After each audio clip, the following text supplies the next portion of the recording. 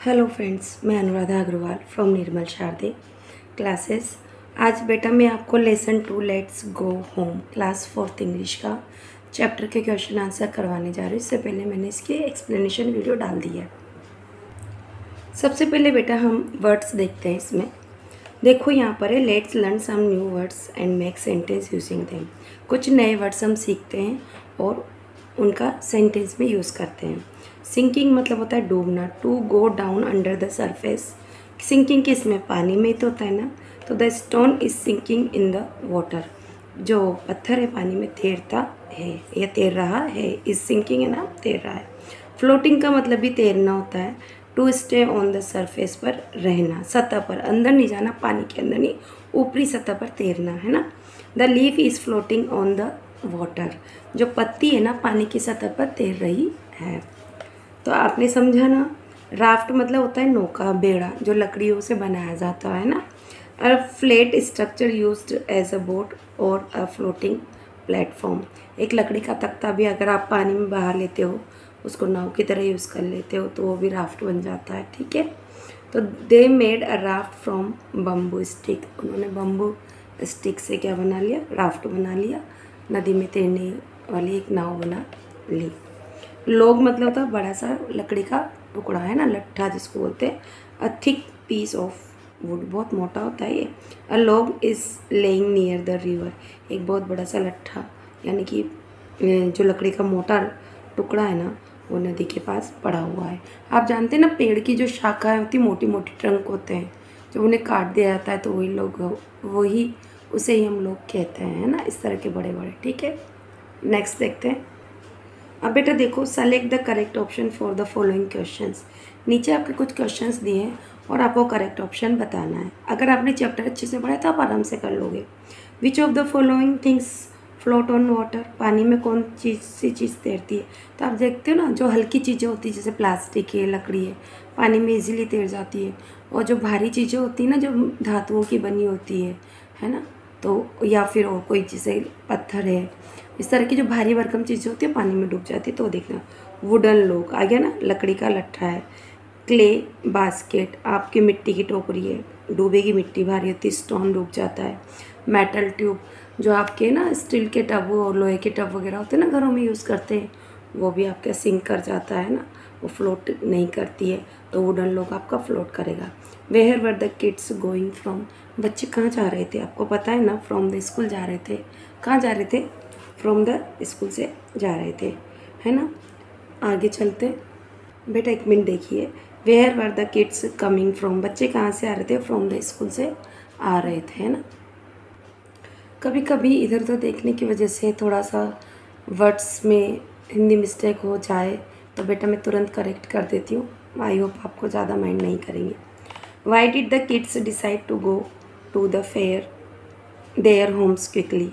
Y did the kids decide, बच्चों ने क्यों निश्चय किया to go to their homes quickly, जल्दी से घर जाने का निश्चय क्यों किया? Because it was about to rain. About to का मतलब होने वाली है क्या? रेन, क्योंकि बरसात होने वाली थी, इसीलिए तो।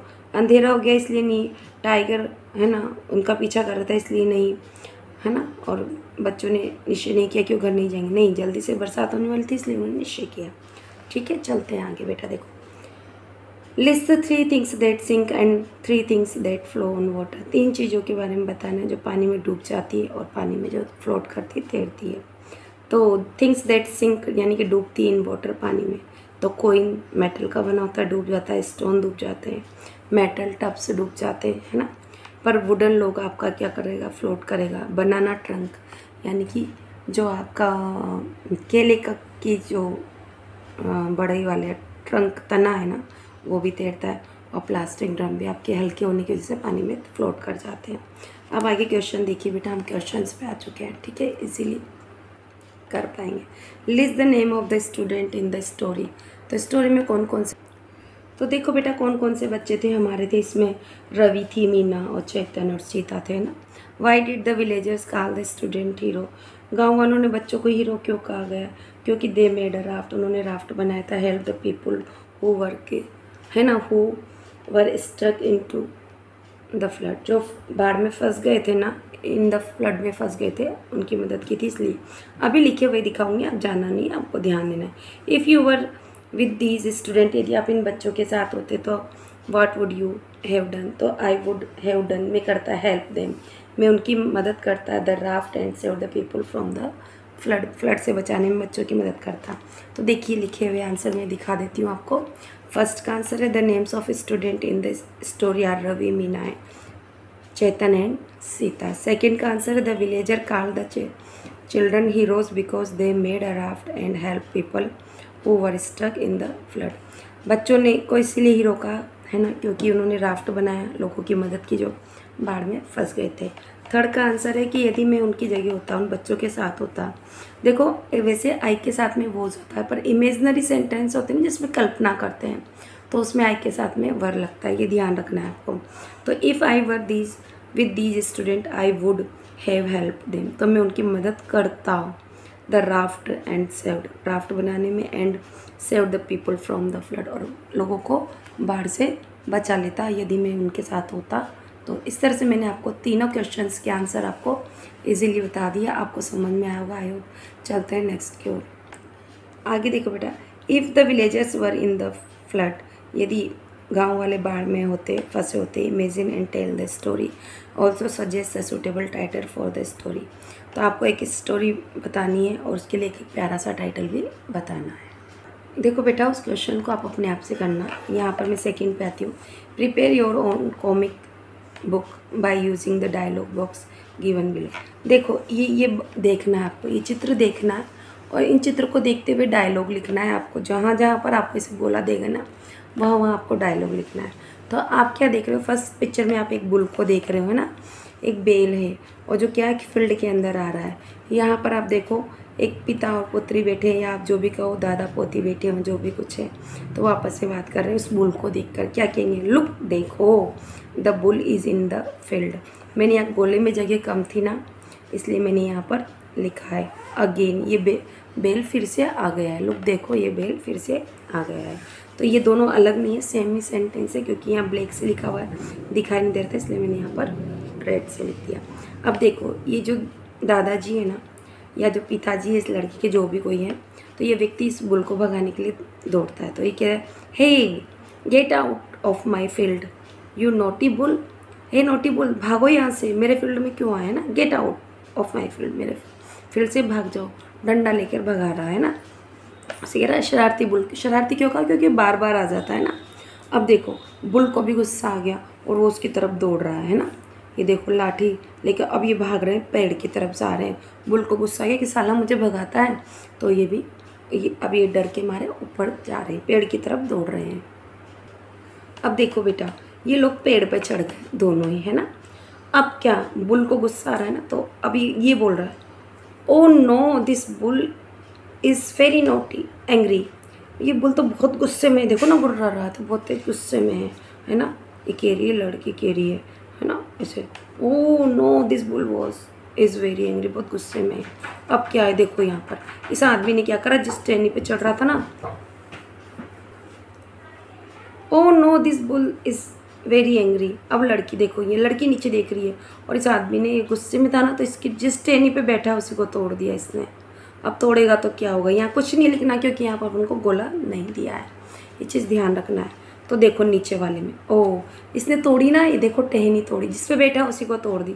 अब ये धड़ाम से इस बुल के ऊपर ही गिर गया।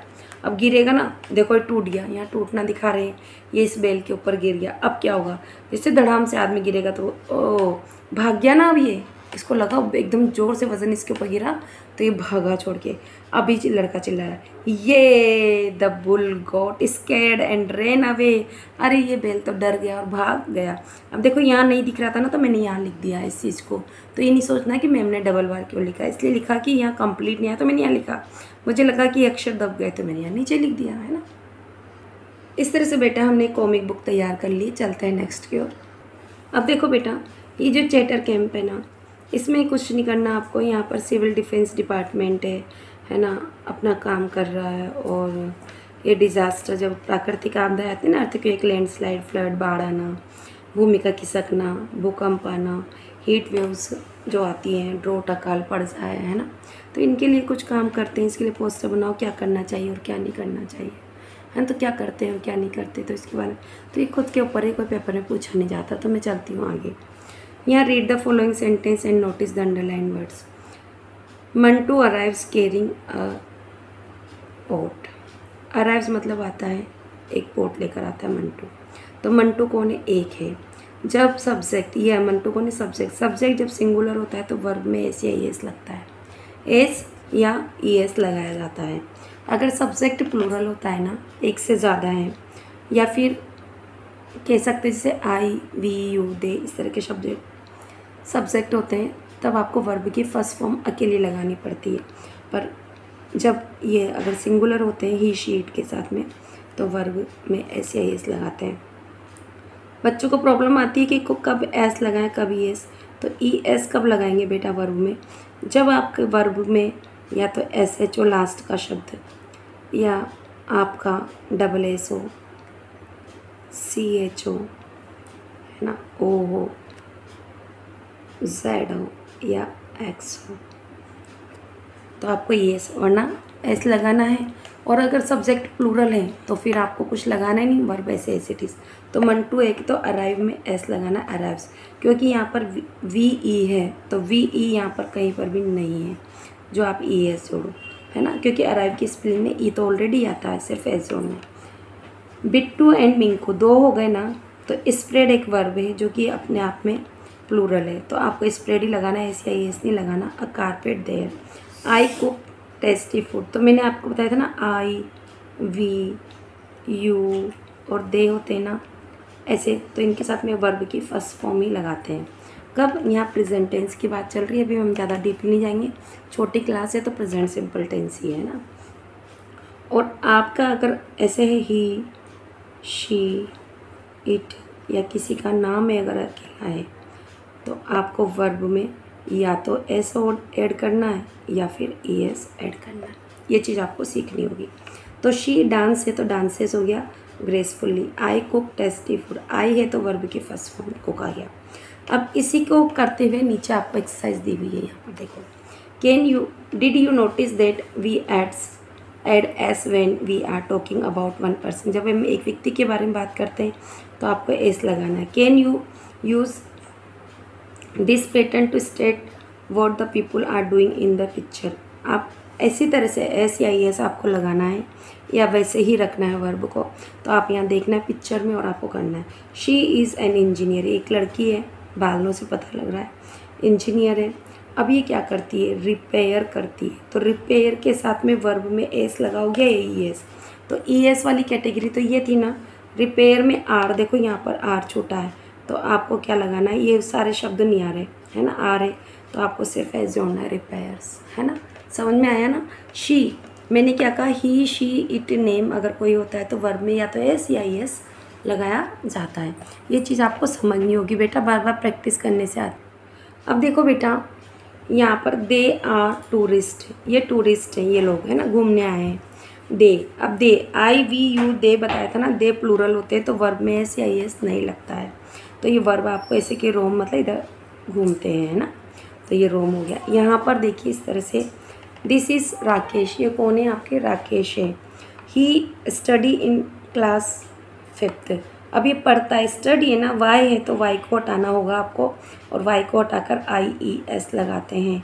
ये भी आपका एक रूल है। अगर सब्जेक्ट ही, शी, इट या कोई नेम सिंगुलर सब्जेक्ट है तो वर्ब में अगर कहीं वाई आता है तो उसको हटा दो, आई एस ऐड कर दो, स्टडीज़ हो जाएगा। इसी तरह से ही सिंग है ना, सिंग में आपको एस जोड़ना है क्योंकि ही सिंगुलर तो सिंग्स लिखना है, वो गाता है।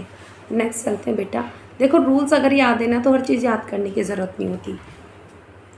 These children live in the city, अब देखो चिल्ड्रन अपने आप में ही बहुवचन है, बहुत सारे हैं ना, भले ही दो हैं पर दो से ज़्यादा भी हो सकती है, यहाँ दो की बात है तो ये बच्चे, तो प्लूरल है चिल्ड्रन, है ना, चाइल्ड सिंगुलर है, चिल्ड्रन प्लूरल, तो ये वर्ब एज इट इज़ ऐसे कैसे लिखने में आ जाएगी, लिव इन द सिटी, शहर में रहते हैं। दे अपने आप में प्लूरल है तो प्ले एज इट इज़ आ जाएगा, दे प्ले एवरी डे, रोज़ाना खेलते हैं। ये ग्रामर पोर्शन है बेटा जो आपको करना ही होना चाहिए, आना ही चाहिए। इस तरह से बेटा हमने चैप्टर 2 जो हमारा ये रहा लेसन 2 है ना, लेट्स गो होम। इसके क्वेश्चन आंसर कंप्लीट कर लिए। आई होप आपको समझ में आया होगा। अगर कोई चीज़ ना समझ में आए तो आप प्लीज़ वीडियो को फिर से रिकैप करें और देखें और समझें। Thank you for watching my channel.